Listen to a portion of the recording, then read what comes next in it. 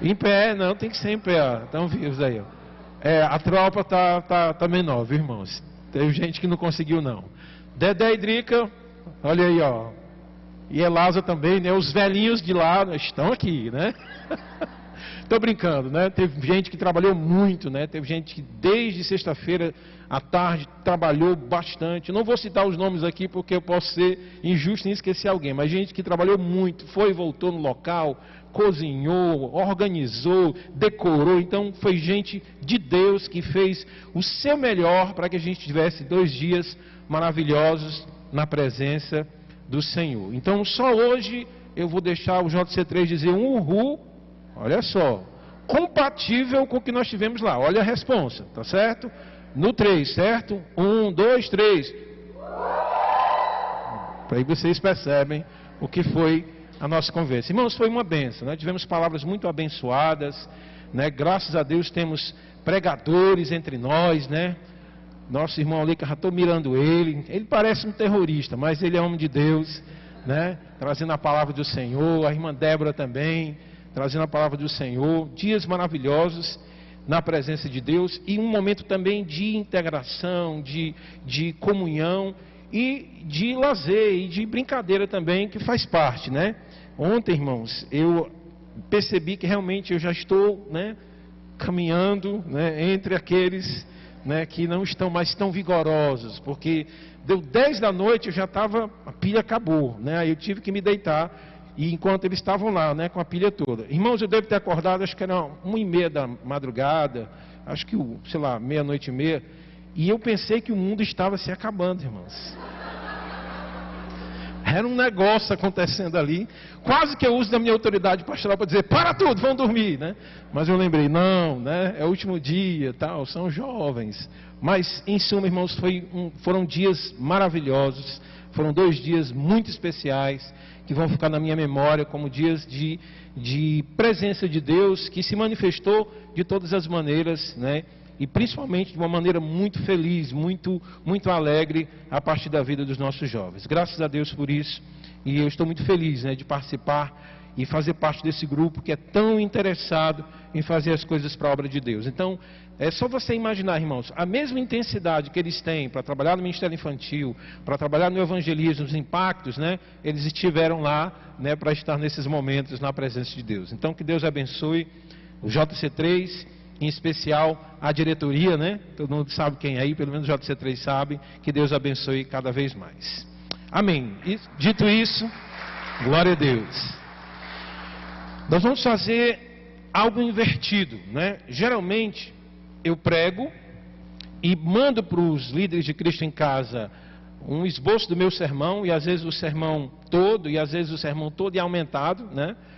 E eles ministram esse sermão no domingo, ou melhor, na sua reunião de Cristo em Casa. Então, o que eu prego hoje, eles na semana falam ao seu grupo de maneira mais, vamos dizer assim, participativa, né? Com perguntas e deixando todo mundo participar daquele momento. Hoje eu vou fazer diferente. Na verdade, eu preguei domingo passado sobre o chip, certo? E olha que mensagem, viu, irmão? Teve tanta história depois desse chip, viu? Ainda teve gente saindo daqui, eu não boto de jeito nenhum. Eu quero é ver o macho que vai me fazer eu botar esse chip aqui. Algumas pessoas, acredito eu, que talvez não conseguiram entender plenamente o que eu quis dizer.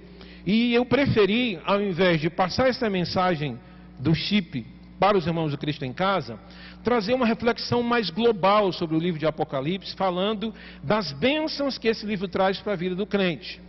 Porque geralmente quando se pensa em Apocalipse, pensa-se em polêmica, pensa-se em guerra, pensa-se em destruição, né? Pode prestar atenção, se você colocar no YouTube lá, Apocalipse, no mínimo que vai aparecer um avião jato destruindo o outro, ou então uma cidade se acabando, ou então um cometa vindo do céu destruindo a terra. Sempre Apocalipse tem a ver com isso. E aí você vai dizer assim, pastor, mas não é isso mesmo? Não somente, não somente. E eu mandei para os irmãos do Cristo em Casa um esboço de sermão que eu preparei na terça-feira sobre as bênçãos reveladas no livro de Apocalipse. E eu queria, nessa noite, ministrar essa palavra à igreja.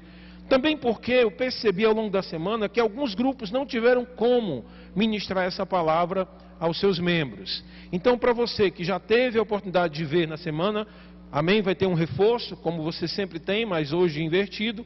E para quem não teve a oportunidade de ver esse texto, de estudar essa palavra, nós estaremos falando hoje sobre as principais e as mais evidentes bênçãos reveladas no livro de Apocalipse.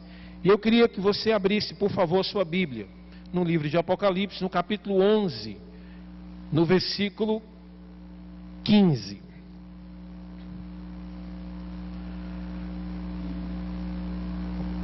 É esse mesmo. Apocalipse, capítulo 11, versículo 15.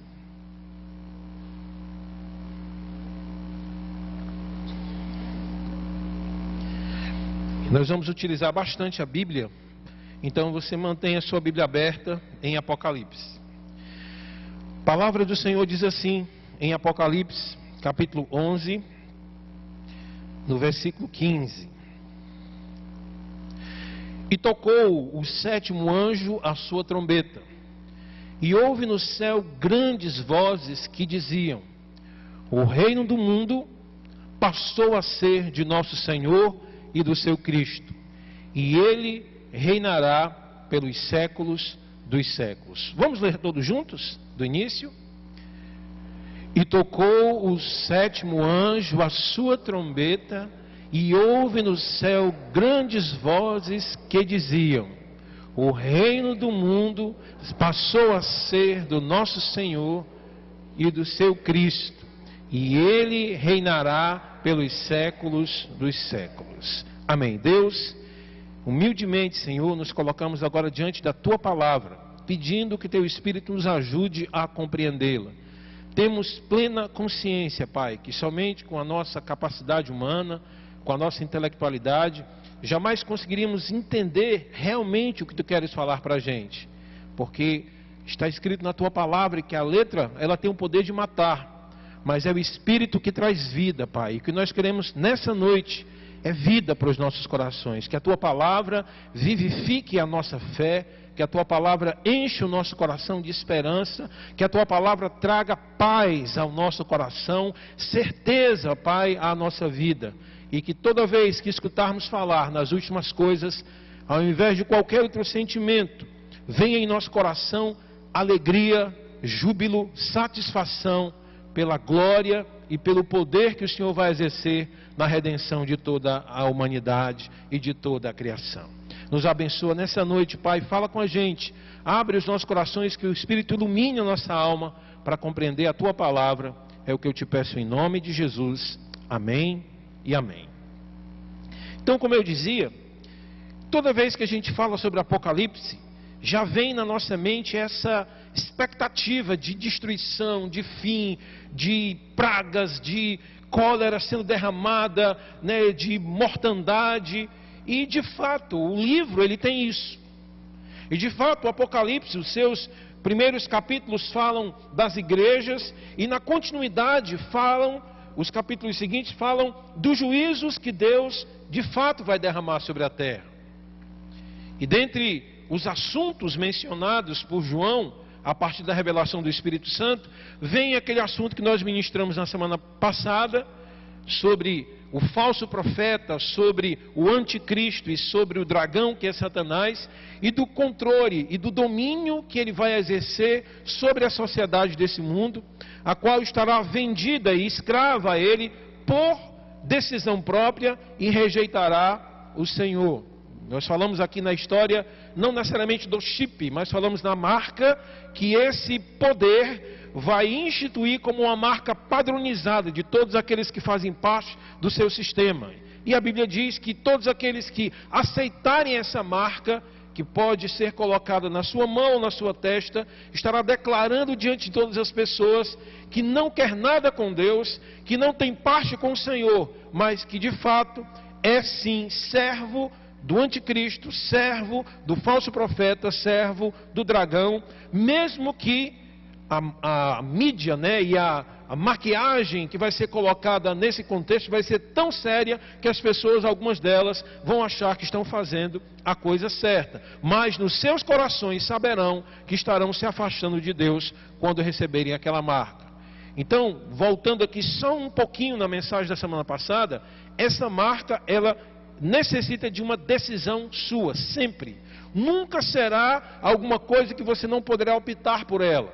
Então você vai ser chamado e alguém vai dizer o seguinte: a partir de agora você vai definir a sua vida. Se você quiser receber a marca da nova ordem mundial, do novo governo mundial, você vai continuar viajando, você vai continuar tendo saúde, você vai continuar podendo comprar no supermercado, você vai continuar podendo ser um cidadão desse novo mundo. Mas isso implicará em que você não poderá mais adorar outro Deus, outro ser, outra pessoa que não seja aquele homem ali. E provavelmente vão apontar para uma imagem, para uma foto, para uma representação do anticristo. E na hora em que você tomar a decisão por aceitar aquela marca, você estará jurando lealdade a essa entidade que nada tem a ver com Deus. Então será de fato uma coisa decidida. Ninguém receberá essa marca se não optar por ela. Feche parênteses.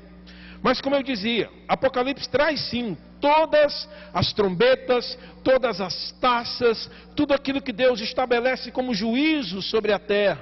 Apocalipse fala sim do fim do mundo. Apocalipse fala sim do fim de todas as coisas. Apocalipse fala sim da redenção e fala da destruição final do mal e de todas as suas consequências.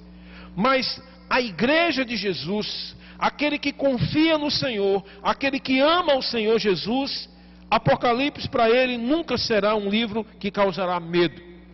Apocalipse para ele nunca será um livro que causará temor, que causará preocupação, que causará desespero. Não. Com certeza no coração daquele crente haverá um santo temor em relação às coisas que acontecerão, mas com certeza também haverá no coração desse crente louvor, gratidão, celebração, porque no livro de Apocalipse está narrada a vitória de Jesus Cristo sobre todas as forças do mal. É interessante quando você lê o Novo Testamento, se você é uma pessoa observadora, você vai perceber que depois de um relato onde Jesus Cristo canta com os discípulos na noite da ceia, tá? Praticamente não tem nenhum cântico de louvor sendo apresentado em Atos ou nas cartas. Se alguém lembrar, me fala, mas eu não achei. Existem menções do apóstolo Paulo dizendo que os crentes devem conversar através de salmos e hinos, né? Imagina como é isso, né? A Elase está lá do lado dela e a Aline do lado dela, e a Elase vai falar com a Aline e fala assim: Santo Espírito, enche a minha vida. Ô Aline, aí a Aline, pois com Cristo eu quero brilhar. Onde é que eu vou achar essa música, né? 1900 bolinha. Pois com Cristo, diz aí, Elase, cantando e falando uns com os outros. Não é bem assim não, mas a ideia que Paulo quer trazer é que os crentes devem se relacionar uns com os outros com alegria e com celebração. Mas afora esse momento em que Jesus canta com os crentes na ceia, e essas citações de Paulo que os crentes devem falar uns com os outros através de canções e louvores, nós não encontramos nada, nem um grupo de louvor, nem uma banda, nem o apóstolo Paulo mandando os irmãos ensaiarem, a gente não encontra, tá? Mas em Apocalipse você vai encontrar diversos momentos em que as pessoas estão cantando e glorificando ao Senhor. É maravilhoso isso. Inclusive hoje você terá o privilégio de cantar uma música que será cantada lá na glória. Você crê nisso? É um mistério de Deus aqui, viu? Quase do manto esse mistério, tá certo? Você vai cantar uma música hoje aqui que os anjos e a igreja e toda a terra estará cantando lá naquele dia glorioso, quando o Senhor triunfar sobre todas as coisas. Espere que você vai cantar essa música. Então o Apocalipse, ele narra esse vencer de Deus, essa batalha de Jesus para concretizar o plano da redenção e a eliminação do mal, e a eliminação do pecado, e a eliminação das coisas erradas dessa terra, desse mundo, e o estabelecimento final do reino de Deus. E eu queria nessa noite compartilhar com vocês, e eu vou precisar que você use a sua Bíblia, 7 coisas. E os 7 aqui, irmãos, não foi intencional não. Eu fui trabalhando no texto, fui pedindo a Deus orientação, e o texto é todo o livro de Apocalipse, na verdade, e apareceram 7 coisas que Apocalipse revela como bênção para a igreja. E se você prestar atenção em Apocalipse, ele é o livro dos 7, né? As 7 taças, os 7 selos, as 7 trombetas, as 7 coisas maravilhosas. E os 7 tópicos aqui, graças a Deus, da nossa meditação, que falam das 7 bênçãos que nós podemos observar no livro de Apocalipse. A primeira delas está descrita em Apocalipse capítulo 16, versículo 9. Eu vou deixar que você abra a sua Bíblia e você acompanhe comigo. Apocalipse capítulo 16, versículo 9. A primeira bênção que nós encontramos se percebe através da leitura desse texto. Apocalipse capítulo 16, versículo 9 diz assim: E os homens foram abrasados com grandes calores e blasfemaram o nome de Deus, que tem poder sobre estas pragas, e não se arrependeram para lhe darem glória. Apocalipse 16, 9. Pastor, o que isso quer dizer? Que bênção eu posso tirar desse versículo, que é um versículo que já começa forte, e para alguns até ofensivos, dizendo que os homens foram abrasados, ou seja, estavam sendo queimados pelo calor do sol que foi aumentado por conta de uma praga que Deus mandou sobre a terra. Mas aquilo que eu quero que você perceba está no final do versículo, dizendo que os homens não se arrependeram para lhe darem glória. Ora, se eu estou dizendo que eles não se arrependeram, é porque foi dado por Deus a oportunidade de arrependimento. Então a primeira grande bênção que eu quero compartilhar com você em relação ao livro de Apocalipse é que ele é um livro que narra os últimos instantes da misericórdia de Deus em ação para a salvação de todos os homens. A palavra diz que Deus não tem prazer na morte do ímpio. A palavra de Deus diz que Deus mandou Jesus, o seu filho, o seu único filho, para que todo aquele que nele crê não pereça, mas tenha a vida eterna. A Bíblia diz que Jesus vem morrer por todos, pelo pecado de todos os homens, mas para que essa salvação se efetive na vida do homem, ele tem que clamar pelo nome do Senhor, ele tem que ter fé. A palavra diz que sem fé é impossível agradar a Deus. Então, se a pessoa não crê no Senhor, se a pessoa não busca o Senhor, ele não será alvo dessa graça, no sentido de absorvê-la, de recebê-la, dela ser planificada em sua vida, porque ele simplesmente não foi até lá. Eu conto sempre esse exemplo aqui na igreja. A salvação, ela é como um presente que Deus nos dá. Ele chega para nós e diz assim: está aqui o presente que eu trouxe para você. Que presente é esse, Senhor? É o perdão dos seus pecados. E o que ele significa, Senhor? Ele significa dizer que uma vez que você o receba, todos os seus pecados serão cancelados. Deus vai olhar para você e não vai enxergar mais pecado algum e vai chamar você de filho. Ao receber esse presente, eu incluirei você em Jesus, o meu filho, e nele todo o pecado, tudo aquilo que era ruim foi colocado sobre ele, e sobre ele foi mandado o castigo. E aquele castigo que estava sobre Jesus, aquela redenção que ele trouxe a partir de receber o castigo de Deus, vai ser imputada, vai ser colocada sobre você.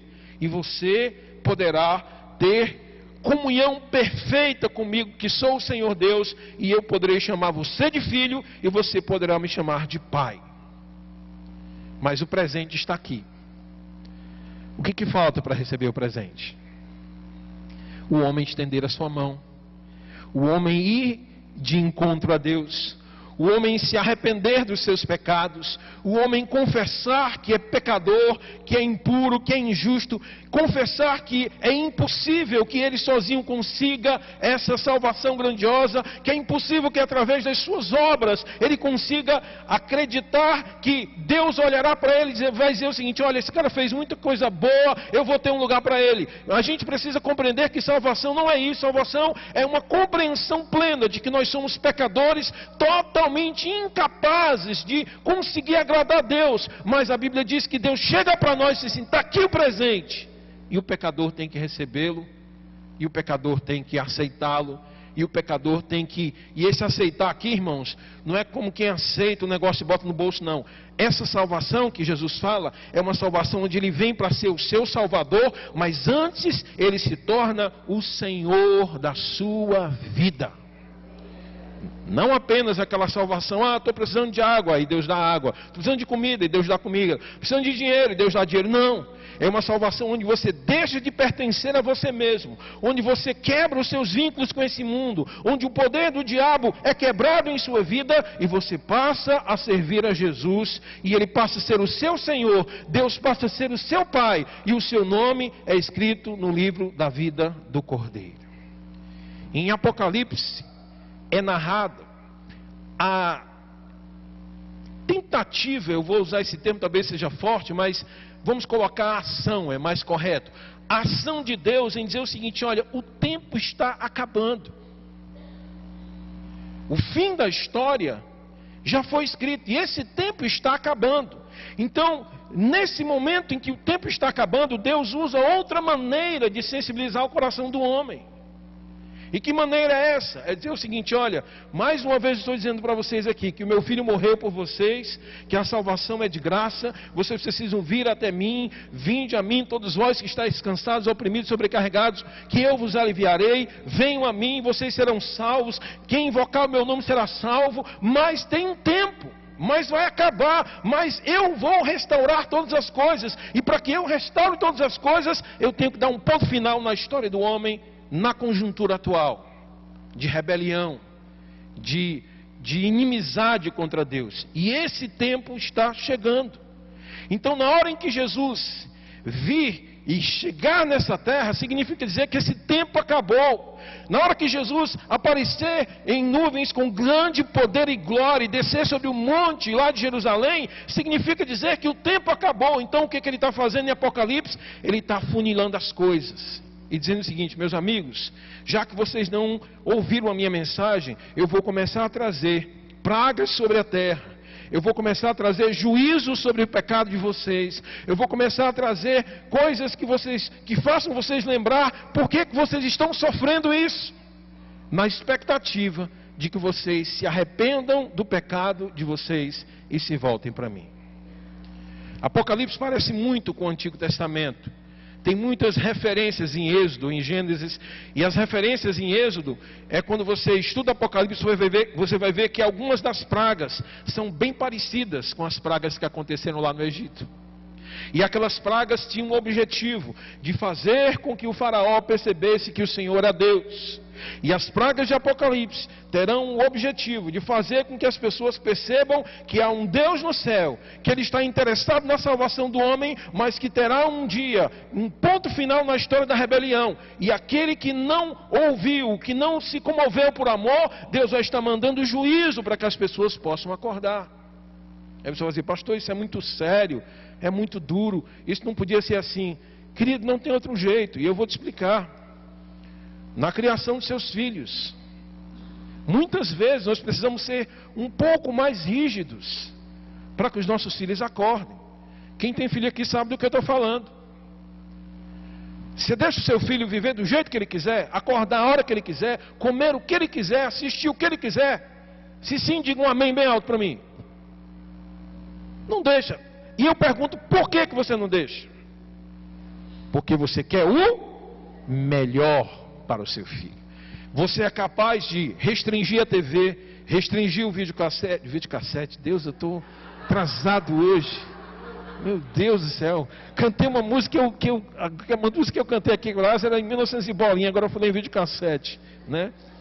Mas perceba, né? Você desliga o Xbox One, agora sim, né?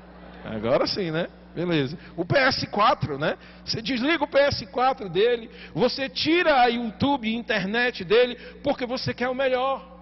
Para o menino, ele vai ficar com raiva de você, porque ele vai dizer: meu pai não quer as coisas para mim, meu pai não quer me ajudar, meu pai não quer que eu seja feliz. Mas você sabe que no seu coração de pai, no seu coração de mãe, você está fazendo o melhor para o seu filho. Ora, assim disse Jesus: se nós, sendo maus, somos capazes de fazer coisas boas para os nossos filhos, o que dizer do nosso Pai Celestial? Então a primeira grande verdade, irmãos, é que Deus estará usando de misericórdia quando os juízos começarem a acontecer nessa terra. Porque para Deus seria muito mais fácil. Ah, não quer não, filho? Pois pronto, pode acabar essa história agora. Lembra da história da formiga? Que a gente falou domingo passado? Formiga morde seu pé, né? Formiga dá aquela mordida que vai lá na alma. Eu tenho certeza que pelo menos a maioria aqui não vai chegar e dizer assim: formiga amada, querida, você mordeu o meu pé, morda aqui a minha língua agora, que eu acho tão bom a mordida que você faz. Morda aqui a pontinha, o lobo da minha orelha, que eu acho tão gostoso essa sensação de dor excruciante que você me causa. Não. 99%, quem sabe 95%, cadê o irmão Ail? Tá aí? Tá não, né? Ele é contra a morte de baratas, né? Eu soube um dia desse. Mas 95% das pessoas simplesmente esmagariam sem o menor remorso, filho, sem a menor preocupação. É assim que a gente é diante de Deus, como se fosse uma formiguinha. Mas Deus, pela sua misericórdia, ao invés de nos esmagar, Ele fica dando chance. E Ele manda o juízo para que a pessoa atine. E Ele manda a correção para que a pessoa acorde. De repente você é uma pessoa que sabe do que eu estou falando, porque já passou por isso na sua vida, na sua caminhada cristã. Estava distante de Deus, e Deus permitiu que alguma coisa acontecesse, machucasse você, e você caiu em si. Você se lembrou de Deus como Jonas lembrou dele, lá na barriga de um grande peixe. E você acordou: o que eu estou fazendo aqui? Ou quem sabe como aquele filho pródigo, que depois que perdeu tudo, estava ali comendo o que os porcos comiam, sem amigos, sem família, longe, caiu em si e diz: rapaz, eu estou passando necessidade aqui, mas na casa de meu pai tem fartura. Por que Deus permite isso, queridos? Muitas vezes para nos trazer para um caminho de obediência. Nem sempre é assim, algumas situações acontecem porque acontecem. O cego de nascença nasceu cego porque os pais pecaram, porque ele pecou. Nem uma coisa nem outra, ele é assim para a glória de Deus. E eu não vou falar o resto, porque senão eu vou pregar outra mensagem. Mas nesse caso aqui de Apocalipse, Deus está apertando o beliscão. Deus está dizendo: olha, eu estou te sensibilizando, eu estou tocando em você de uma forma mais intensa para você acordar. Mas o lamentável, queridos, é que, como nós lemos aqui, Deus vai mandar isso, o povo vai saber que foi Deus. Isso é que é triste. Ele vai saber que foi Deus, mas ele não vai se arrepender. A maioria deles, na verdade. Esse aqui é um versículo sobre isso, mas existem outros versículos em Apocalipse que falam da mesma coisa. E os homens não apenas receberam em si esse juízo, mas eles blasfemaram, eles falaram contra o nome de Deus. Ora, eles sabiam quem estava fazendo aquilo, e se levantaram e disseram: olha, Deus, você não tem direito de fazer isso com a gente, você é isso, aquilo outro, e falaram mal de Deus, e disseram palavrões contra Deus, porque Deus estava mandando juízo. Mas aquilo que me traz alegria ao coração nesse momento é saber que Deus é misericordioso, irmãos, porque se fosse outro, não tinha chance nenhuma. Se fosse o diabo, ele não teria nenhum minutinho de pensamento diferente, a não ser de esmagar você. Ou se fosse, me permita aqui, a reencarnação, ela não teria nenhum tipo de pudor em mandar você de novo para viver outra vida. A gente não acredita nisso, mas seria assim. É cruel, né? Não tem chance, você volta para pagar os pecados. Deus não. Deus, ele disse assim: cara, acorda, meu. Dá um choque em você, acorda, cara. Eu quero te salvar. Eu não quero que você vá para o inferno, não. Eu não quero que você padeça toda a sua eternidade longe de mim. Mas você precisa dar o seu passo, você precisa vir até mim. Está aqui o presente. E o Apocalipse é essa tentativa, mais uma vez um termo totalmente didático, tá, irmãos? Para a gente entender, mas essa ação de Deus em aumentando a pressão, em aumentando a intensidade dos sinais, dos juízos, para que as pessoas se arrependam dos seus pecados. Porque vai chegar um momento, queridos, de decisão, assim, ou você pertence a Ele, ou você não pertence. Não vai ter mais como ser aquele cara, né, como é que chama? O malandro, né? Que dá jeito em tudo. Aquele cara que se dá bem em toda a situação. ele está na igreja, mas está no mundo, né? Se deu uma coisa legal no mundo, ele dá um pulinho lá, o negócio complicou lá, ele pula de volta para a igreja. Não vai ter mais isso. Apocalipse vai afunilando de tal forma que aquele que for de Jesus, aquele que declarar ser do Senhor, terá um risco inclusive de perder a sua vida, mas vai estar olhando para aquilo que é eterno, para aquilo que é perfeito. E aqueles que não são de Jesus, aqueles que não são de Deus, quando receberem o castigo do Senhor, vão levantar suas vozes e blasfemar contra aquele que é santo. Então a primeira grande bênção é ver essa misericórdia de Deus sendo exercida através do seu juízo. A segunda está em Apocalipse capítulo 20, versículo 4. A segunda grande bênção está em Apocalipse capítulo 20, versículo 4. Folheie a sua Bíblia aí e acompanha comigo.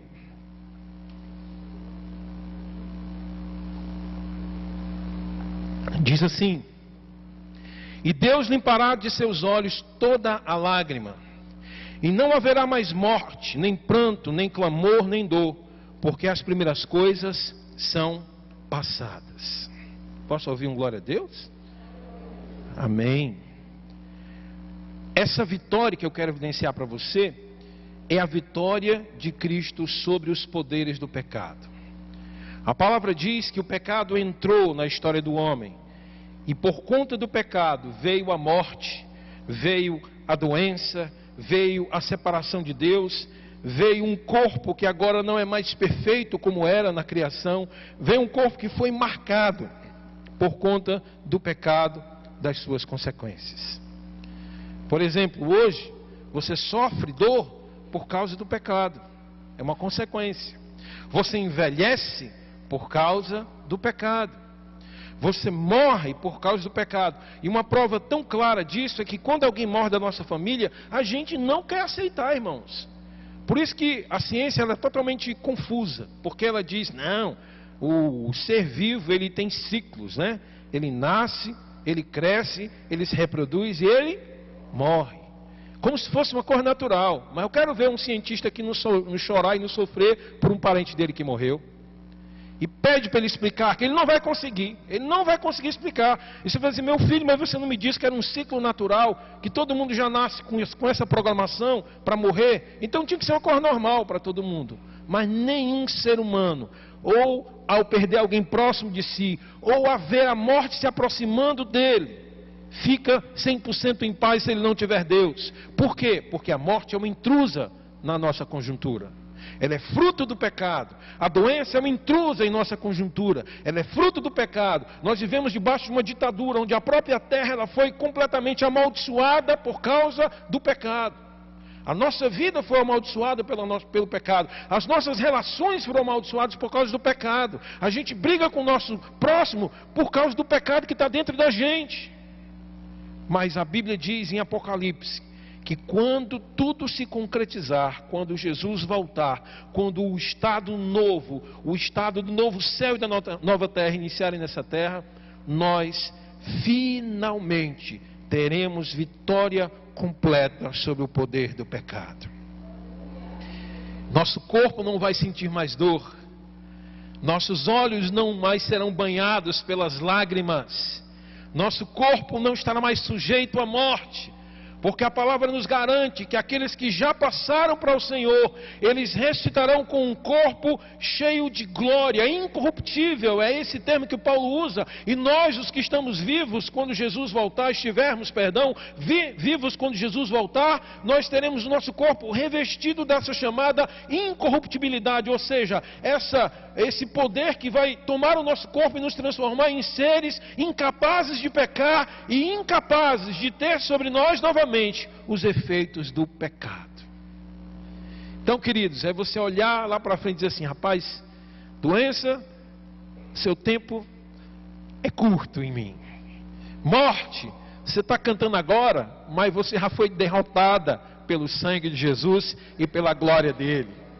É só uma questão de tempo que eu vou olhar nos teus olhos e dizer como Paulo disse, tragada foi a morte pela vitória. Vitória de quem? Vitória do nosso Senhor e Salvador Jesus Cristo. Agora o Apocalipse tem uma recomendação, ele diz o seguinte, bem-aventurado é aquele que participa da primeira ressurreição. Os teólogos divergem um pouco sobre isso, mas eu quero dar um contexto mais geral. A Bíblia fala em termos conceituais e em termos gerais em duas ressurreições: a ressurreição para a vida e a ressurreição para a morte eterna. Alguns textos nos deixam entender que haverão momentos de ressurreição, mas conceitualmente só existem essas duas. Ou seja, ou você vai ressuscitar para receber um corpo novo, um corpo glorificado para morar eternamente com o Senhor, se você já tiver partido na vinda do Senhor Jesus, ou você ressuscitará naquilo que a Bíblia chama do juízo do grande trono branco, quando Jesus julgará todos os homens da terra, e aqueles que não forem encontrados no livro da vida do Cordeiro serão mandados para o inferno, a fim de passar a sua eternidade longe de Deus. E Apocalipse fala o seguinte: bem-aventurado aquele que participa da primeira ressurreição, ou seja, a ressurreição para a vida. A vitória de Cristo sobre o poder do pecado é evidenciada nessa ressurreição dos mortos, onde nós seremos glorificados e viveremos para sempre para a glória de Deus. Terceira coisa, terceira bênção, terceira glória que nos é apresentada em Apocalipse: a vitória de Cristo sobre os poderes desse mundo. Abra sua Bíblia em Apocalipse capítulo 18, vamos ler os versículos 2 e 3. Apocalipse é um livro de simbologias, e nós vamos ler aqui sobre uma cidade que simboliza os poderes desse mundo. Diz assim a palavra do Senhor em Apocalipse 18, versículos 2 e 3. E ele bradou com voz poderosa: caiu a grande Babilônia. Ela se tornou habitação de demônios e antro de todo espírito imundo, antro de toda ave impura e detestável. Pois todas as nações beberam do vinho da sua fúria, da fúria da sua prostituição.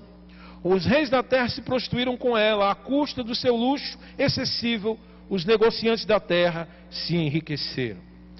Apenas contextualizando você, Apocalipse tem a narrativa dos fatos que acontecerão nos últimos dias. Em alguns momentos ele traz parênteses explicativos, parênteses que explicam determinadas realidades. E um desses parênteses fala sobre essa cidade chamada Babilônia. Para quem conhece a palavra do Senhor sabe que Babilônia é referência de uma cidade pecaminosa, de uma cidade onde Deus não está presente e uma cidade que geralmente oprime o povo de Deus. Daniel e os seus amigos, seus irmãos estavam lá. E Babilônia sempre é apresentada como essa cidade opressora, anti-Deus. De Babel vem Babilônia, que são aqueles que quiseram se colocar diante de Deus sem a presença dele, quiseram apresentar para Deus as suas próprias forças, dizer: Senhor, estamos aqui tete a tete contigo. E Babilônia sempre representa na Bíblia essa oposição a Deus, que, estudando os escritos de Paulo, a gente percebe que tudo isso tem a ver com esse conceito que a Bíblia chama de mundo, que é o sistema que existe, que é anti-Deus. Os irmãos que me conhecem mais perto sabem que eu gosto de desenho animado. Eu gosto, não vergonha de dizer não. Eu assisto com as meninas, né? Mas, irmãos, a cultura toda está permeada pelo diabo, pelas coisas do inimigo. Não tem. Se você não quiser assim se expor de jeito nenhum, faça como um amigo que eu tenho, né? Lá onde eu trabalho. Ele simplesmente tirou a televisão de casa. Não assiste mais. Está errado? Não está não.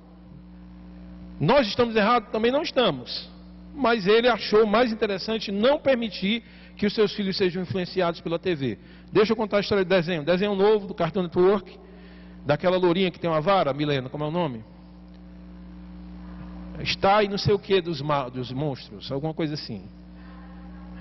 Aí assiste, viu? Lá em casa. Eu assisto também. E quando eu vi o desenho, eu disse: Milena, por que essa menina tem chifre, Milena?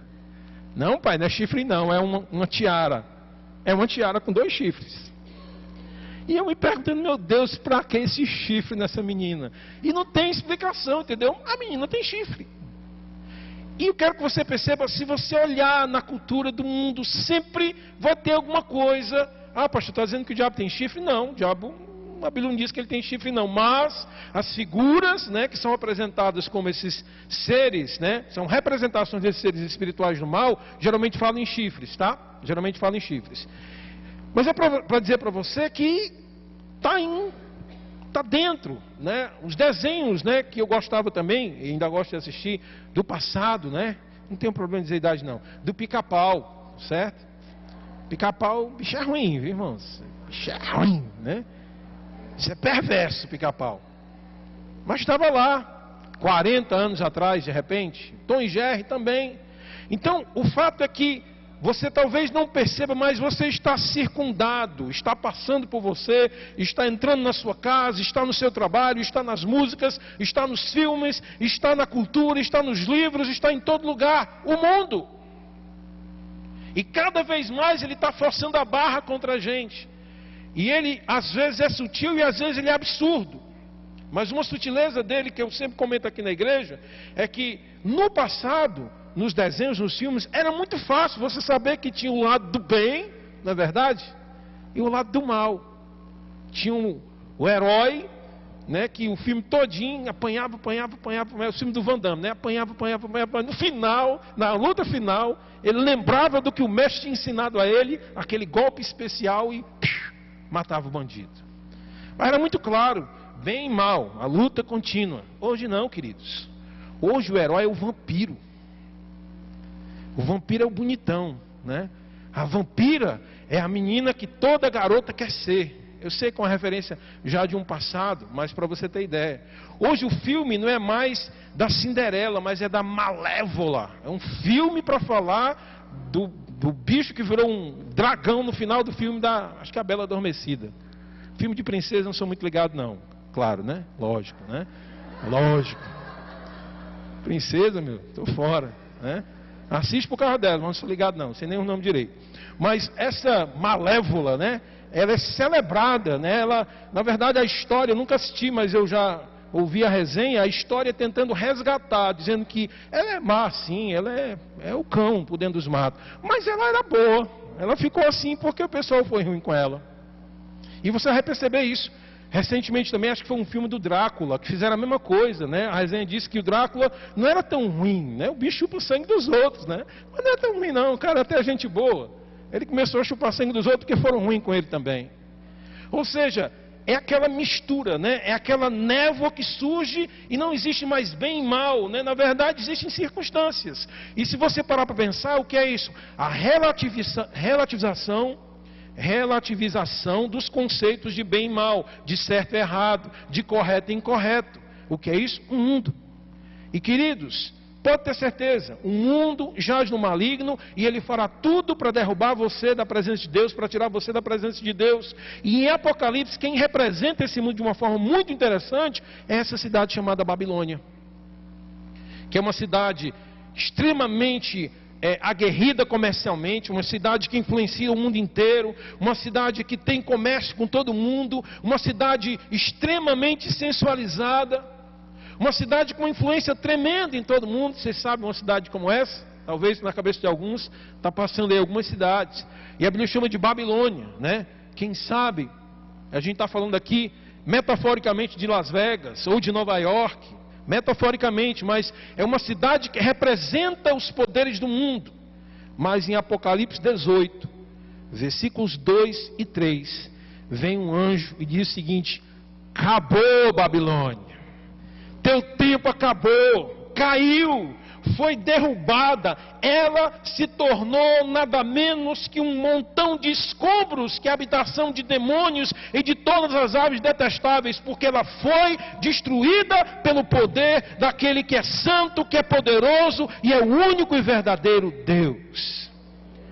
Apocalipse narra a queda desse império mundial que é contra Deus. Apocalipse narra a queda de Babilônia. A influência dela é quebrada, porque maior do que ela, maior do que as suas insurreições, do que as suas rebeliões, do que os seus conteúdos, do que as suas filosofias, é o Deus Todo-Poderoso que vem para essa terra para dizer: Babilônia, você achou que era alguma coisa? Eu vou te reduzir a nada agora, para você saber quem é o verdadeiro Deus aqui nessa terra. Babilônia será destruída. E não é só porque aquelas bandas de reggae cantam, não. Ou o pessoal, para gostar de falar de Babilônia, essas bandas de reggae, né? Já prestou atenção? Né? Só fala em Babilônia. Em 4, outra vitória, outra bênção de Apocalipse. Abra, por favor, a sua Bíblia em Apocalipse capítulo 20, versículo 10. E eu quero que você leia com toda a sua força. Apocalipse capítulo 20, versículo 10. Você vai ler com toda a sua força, porque isso aqui é o que Deus fará no momento futuro de maneira simbólica. Porque na prática, Satanás não manda mais em nada, né? Tudo está debaixo da soberania de Deus. Mas vai ter um momento em que ele vai fazer isso de uma forma clara. Apocalipse 20, 10. Vamos ler todos juntos? Forte. O diabo que as enganava foi lançado no lago de fogo que arde com enxofre, onde já haviam sido lançados a besta e o falso profeta. Eles serão atormentados dia e noite para todo o sempre. Glória a Deus, aleluia! Louvado seja o nome de Jesus. Se você achou que esse camarada ia escapar ileso, Apocalipse está garantindo para você: o poder dele será derrotado de uma forma completa e absoluta nesses últimos dias do planeta Terra. Versículo 10 do capítulo 20 já é um momento bem lá na frente, já passou um milênio, já passou uma série de circunstâncias, mas a Bíblia diz que Deus vai dizer assim: venha cá. História é essa, de você achar que poderia ser igual a mim, que poderia ter o poder que eu tenho, e quis se levantar contra mim. O teu lugar vai ser afastado de mim por toda a eternidade.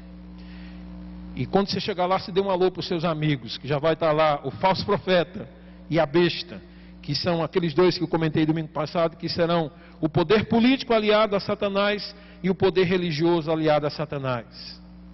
Queridos, Apocalipse narra a destruição, a derrota, a prisão. Mostra como Deus derrotará de uma forma plena, completa e total, no tempo, os poderes do diabo. Eu queria que você entendesse que essa teologia pregada por algumas igrejas, que coloca Deus e o diabo no mesmo nível, é uma teologia errada. Eu já tive situações aqui na igreja, é porque eu não tive como antes falar com os irmãos, né? Eu não parei para ver como é que era a peça antes, e acabou acontecendo aqui.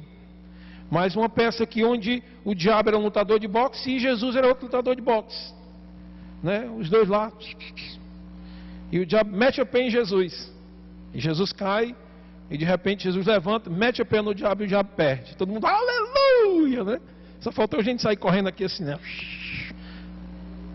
Nada a ver, cara. Nada a ver. A Bíblia diz que Deus derrotará o anticristo, o inimigo, com um sopro da boca dele. Só isso. Ser de luva de boxe, coisa nenhuma. Nem Deus chega para tocar nele, nem Jesus. Sabe quem é que prende o diabo e joga ele no inferno? Miguel, que é um arcanjo. Você percebe o tamanho dele em relação a Deus? Se fosse igual, Deus ia lá, né? Mas não é. Ele é criatura. Ele é criatura. E vai ser um anjo. Miguel é que vai batalhar contra a serpente. Miguel é que vai prendê-lo com a corrente. Miguel é que vai jogá-lo no lago de fogo e enxofre, a mando do Senhor Deus. Você precisa entender que esse poder que o diabo tem aqui hoje, de fato ele é real, ele existe, mas a Bíblia diz que maior é Deus, infinitamente sobre o poder do adversário em nossas vidas. E ele aponta para o futuro em Apocalipse dizendo o seguinte: olha, mesmo você passando por situações aqui onde o poder do diabo ainda influencia a sua vida, saiba, eu estou dizendo para você começar já a celebrar de hoje, porque o diabo será derrotado por completo na vinda do meu filho para restaurar todas as coisas. Ele será completamente derrotado, lançado para fora da presença do Senhor. E o lamentável de tudo isso, irmãos, é que o inferno, ele não foi feito para os homens. Não foi feito para os homens. Ele foi feito para a punição eterna do diabo. Mas por conta da rebelião humana, que em certo sentido é exatamente semelhante a de Satanás, o querer ser igual a Deus, o homem pecador também será enviado para esse lugar. Vou correr com um tempo aqui. Quinto lugar, em Apocalipse, e agora eu vou ler por conta do tempo, 20:12 diz o seguinte: vi também os mortos, grandes e pequenos, diante do trono, e livros foram abertos. Outro livro foi aberto, o livro da vida. Os mortos foram julgados de acordo com o que tinham feito, segundo o que estava registrado nos livros. Deixa eu ler novamente aqui. Os mortos foram julgados de acordo com o que tinham feito, segundo o que estava registrado nos livros. Se o nome de alguém não foi encontrado no livro da vida, este foi lançado no lago de fogo. Por que isso é uma bênção, Ricardo? Que coisa terrível, você está virando um cara sádico, se alegrando com o sofrimento dos outros? Não, irmãos. É porque quando você começa a estudar a palavra e pede o Espírito Santo para lhe dar a mente de Cristo, você consegue entender algumas verdades que às vezes as pessoas não querem entender. Você precisa entender o tempo aqui. O tempo é onde Deus, e aqui, irmãos, mais uma vez, uma expressão didática, já fez tudo o que era possível fazer para o homem ser redimido. Tudo. Sabe aquele filho que você faz tudo por ele, e ele continua sendo rebelde contra você? E você, cara, você não quer, o que eu posso fazer? Você não quer. E assim serão aqueles que serão lançados no inferno, queridos. Serão pessoas que jamais irão querer viver na presença de Deus. Por isso que eu costumo dizer, Deus não manda ninguém para o inferno, o camarada vai porque ele quer. Porque na cabeça dele não dá para conjugar uma vida de santidade, uma vida de perfeição, uma vida de alegria na presença de Deus. E quando esse julgamento aqui acontece, do trono branco, não é um julgamento para ver o seguinte: você fez isso aqui de ruim, e você fez isso aqui de bom. Deixa eu medir aqui, 9 fora, caiu 0 no chão, tal, prova dos 9. Cara, você tem um saldo positivo, entra aqui. Não. Esse julgamento aqui é simplesmente para dizer o seguinte: você vai para lá por causa disso aqui. Você vai para o lago de fogo e enxofre por causa disso aqui. E o que isso tem a ver com a gente? Tem a ver, queridos, com aquele anseio que você e eu temos, que eu tenho certeza que incomoda o seu coração, por justiça. Por justiça. Eu lamento muito dizer, querido, mas tem gente nesse mundo que é ruim. Maltrata os outros, machuca os outros, mata os outros, destrói os outros, tem prazer em fazer o mal com as pessoas. Se dá chance a eles, se espera que eles melhorem, se espera que eles se tornem cidadãos de bem, mas eles continuam sendo ruins, continuam sendo malvados, continuam sendo injustos, continuam praticando injustiça, não se arrependem dos seus pecados e machucaram muita gente. E você lembra Jesus pregando no Sermão do Monte? Bem-aventurado aquele que tem fome e sede de justiça, porque eles serão fartos. Mas não é a minha justiça, porque a minha justiça parece com vingança. Não é a sua justiça, porque muitas vezes a sua justiça e a minha só tem a ver com aquilo que é bom para mim. É uma justiça perfeita, plena, absoluta, onde de fato só vai para lá quem de fato não quis de forma alguma voltar para os caminhos de Deus. E aí você precisa crer no Deus que você diz que professa, que é um Deus de amor e de justiça.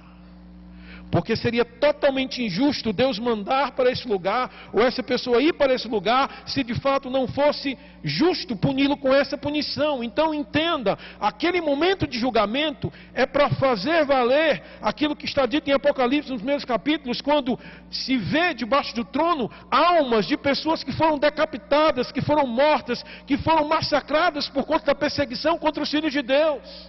Pessoas que foram destruídas, mortas, completamente espedaçadas por causa de pessoas que, por não amarem a Deus como amavam essas pessoas, foram mortas por elas. E essas pessoas vão estar dizendo para Deus: Deus, até quando? Até quando, Pai? Aqueles que fizeram isso com a gente vão ficar impunes. Aí Deus, calma. Aguenta um pouco aí, toma aqui essa veste branca. Infelizmente ainda tem muita gente para se juntar a vocês. Se por um lado ia ter muita gente que também seria morta e estaria junto com eles ali esperando a redenção, implicitamente está sendo dito que muita gente má ainda vai fazer o mal com essas pessoas. Então, querido, existe mal no mundo. Se você chegou ontem nessa terra, eu preciso dizer isso para você: existem pessoas más, mas a Bíblia diz em Apocalipse que Deus aplicará a sua justiça plena a todos os habitantes dessa terra, e por que não dizer a todos os habitantes dessa realidade, dessa criação.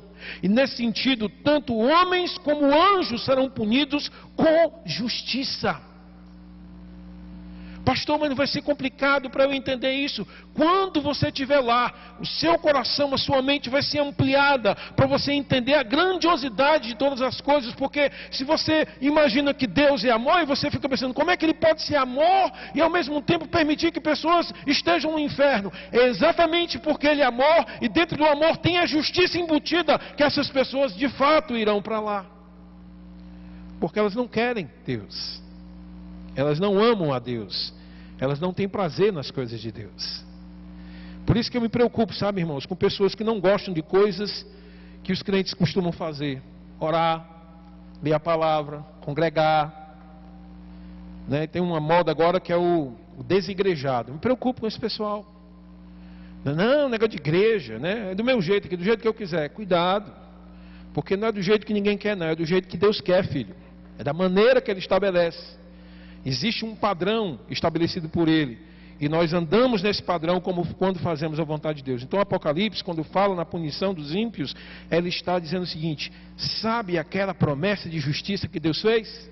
Sabe aquela promessa de justiça que Jesus Cristo fez? Ela se cumprirá plenamente em Apocalipse. Ponto 6. Em Apocalipse 21, capítulo 1, diz o seguinte: então vi um novo céu e uma nova terra, pois o primeiro céu e a primeira terra já tinham passado, e o mar já não existe. Apocalipse 21 fala desse novo céu e dessa nova terra. A palavra nos diz com toda clareza que a realidade que nós conhecemos de céu, terra, mar, natureza, será substituída por um novo momento, por um novo céu, uma nova terra, com um novo princípio, um céu e uma terra não mais amaldiçoados pelo pecado. Se você for nas savanas africanas e der bobeira, você vai ser comido por um leão fácil, amigo, porque a natureza foi amaldiçoada pelo pecado. Nesse novo céu e nessa nova terra, aqui eu estou falando aqui um pensamento meu, a partir do que a Bíblia diz, o leão vai ser o seu gatinho de estimação. Pastor, o que ele vai comer? Sei lá, irmão. Mas não vai ser você não. Isso eu garanto. Porque a palavra diz que o boi e o leão pastarão juntos. Parece que eles vão comer grama, hein? É uma indicaçãozinha assim. Um céu e uma terra totalmente remodelado.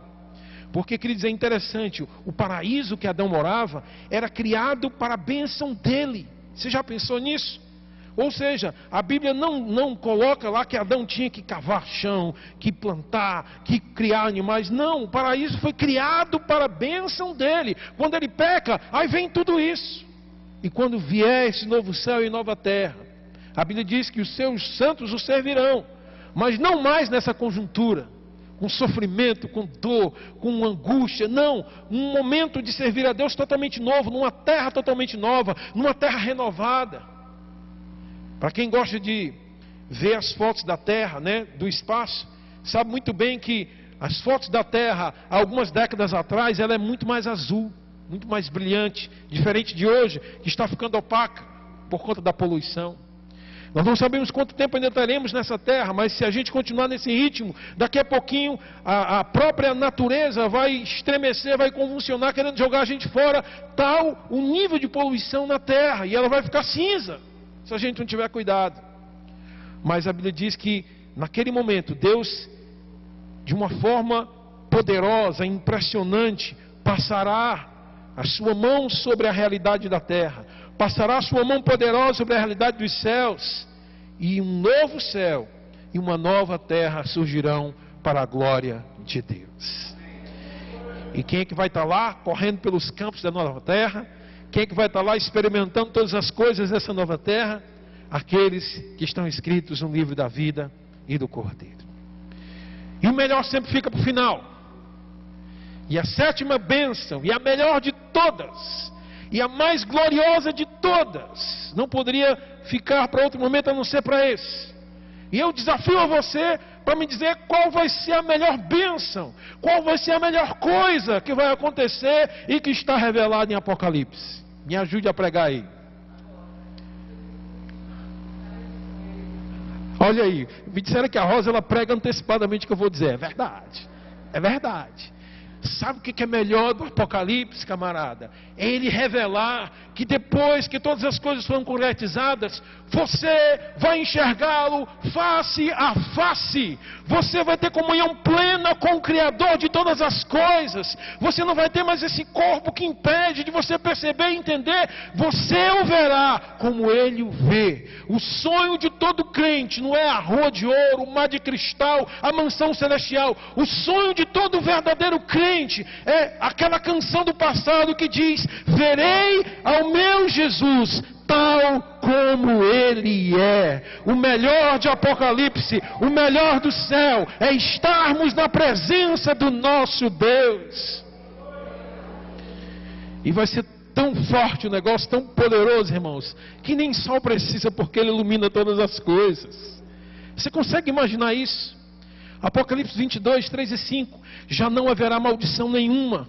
Olha só, o trono de Deus e do Cordeiro estará na cidade, e os seus servos servirão. Eles verão a sua face, e o seu nome estará em suas testas. Não haverá mais noite, eles não precisarão de luz de candeia, nem de luz do sol, pois o Senhor Deus os iluminará, e eles reinarão para todo sempre.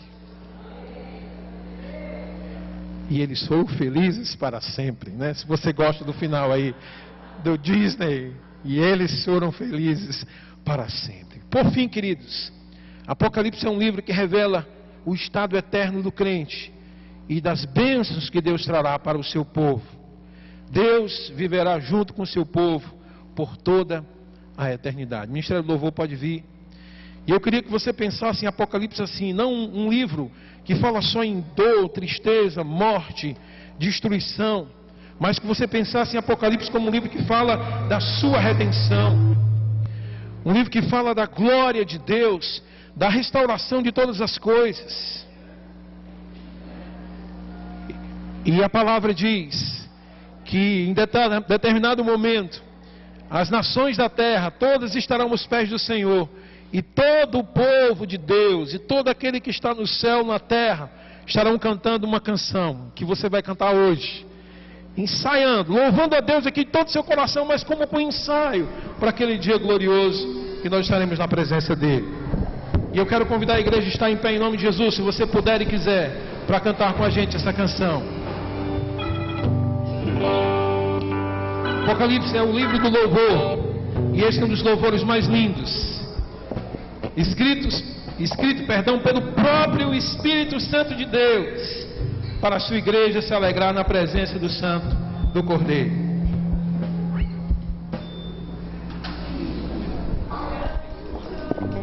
É esse mesmo aí. Aleluia. Grandes são as tuas obras, Senhor Todo-Poderoso. Justos e verdadeiros são os teus caminhos. Grandes são as tuas obras, Senhor. Grandes são as tuas obras, Senhor Todo-Poderoso.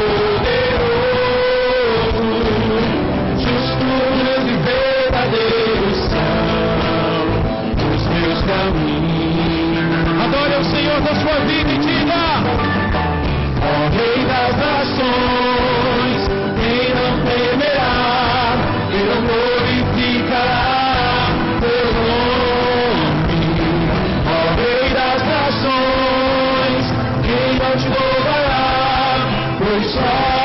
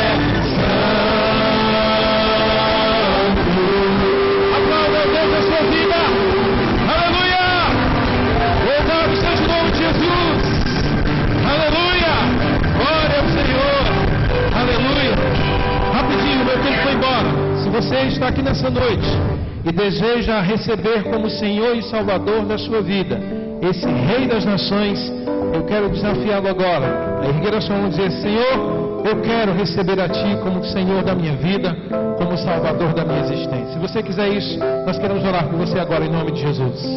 Ou se você quer se reconciliar com Ele, está distante do Senhor e deseja hoje reconciliar-se com Ele, queremos orar pela sua vida em nome de Jesus. Existe alguém nessa noite?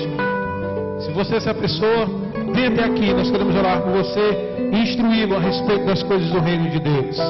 Aleluia, Pai, toca nos corações para o louvor e glória do Teu nome. Se não hoje, Pai, mas que no coração dessa pessoa esteja plantada a Tua semente, para que no tempo certo germine, para que ele possa, Senhor, Te conhecer como Deus, como Senhor e como Salvador. Levante a mão para o céu, igreja. Obrigado por tudo que aqui aconteceu, Deus. Abençoa o Teu povo, leva em paz para os seus lares, guarda, Pai, protege. Que essa canção, Pai, continue na nossa cabeça, na nossa mente durante toda essa semana, Pai. E qualquer situação que a gente viver difícil nessa terra, que essa canção nos eleve a Ti, nos faça compreender que existe algo maior esperando por nós, Pai, que é a Tua redenção, que é o Teu poder, naquele dia glorioso, Pai, que aguardamos. Abençoa o Teu povo, Pai, guarda a Tua igreja, que a graça do nosso Senhor e Salvador Jesus Cristo, o amor de Deus nosso Pai, o poder, a comunhão e as consolações do Espírito Santo repouse sobre a igreja de Jesus aqui e em toda a terra, desde agora e para sempre. E essa igreja que jamais cansa de dizer em uma só voz: Maranata, ora vem Senhor Jesus. Deus te abençoe, tenha uma boa semana. Pessoal do batismo, pode vir aqui, por favor.